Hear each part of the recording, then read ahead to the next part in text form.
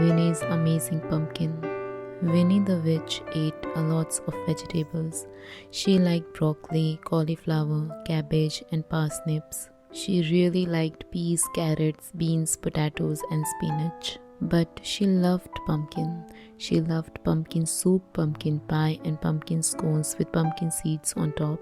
But most of all, she loved roast pumpkin. Wilbur, her big black cat, liked pumpkin soup if it had lots of cream stirred in. Every Saturday morning, Winnie would jump onto her broomstick, Wilbur would jump onto her shoulder, and they would zoom off to the farmer's market to buy their vegetables. That was easy, but it wasn't so easy coming home. It is hard to balance on a broomstick with a cat, pumpkins, and lots of other vegetables. Oops, Brussels sprouts and tomatoes rained down on the market. Blithering broomsticks, shouted Winnie, and then she had a good idea. I'll grow my own vegetables, she said. So Winnie dug a big vegetable patch in her garden. Wilbur helped. She planted lots and lots of vegetables. She watered the plants and pulled up the weeds. Wilbur helped. But the plants grew very slowly, and when they did grow, the caterpillars and snails and rabbits ate them. Oh dear, said Winnie, gardening is hard work. I'll try a spell to help my garden grow. She waved her magic wand, shouted, Abracadabra, and nothing happened. Bother, said Winnie. That didn't work. I'll go and look in my big book of spells. Winnie went inside just a minute too soon. Outside, the spell began to work. Inside, it was very dark. Winnie tripped over Wilbur. Meow. I'm sorry, Wilbur, said Winnie.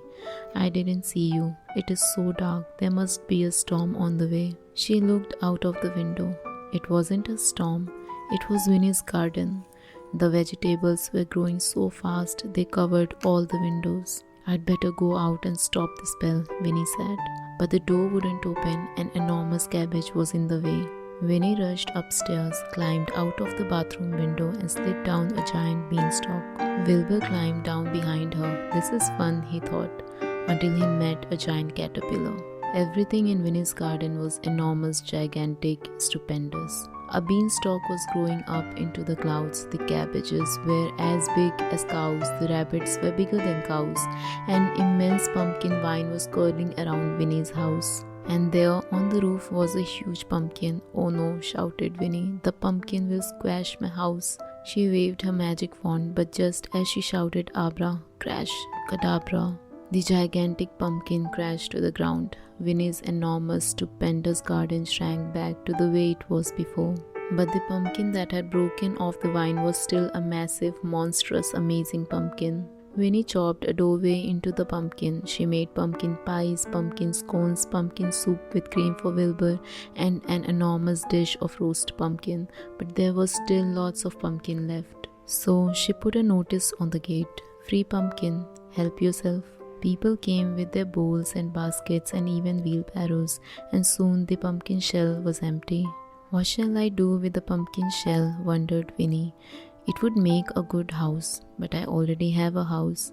One of my friends once changed a pumpkin into a coach, but that was for a special occasion, and the horses might be a problem. Then Winnie had a wonderful idea. Yes, she said, that's exactly what it looks like, she said. Of course.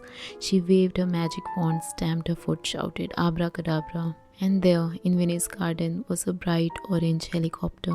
So now when Winnie and Wilbur go to the market, Winnie can buy as many pumpkins as she likes. And flying home in a helicopter is lots of fun.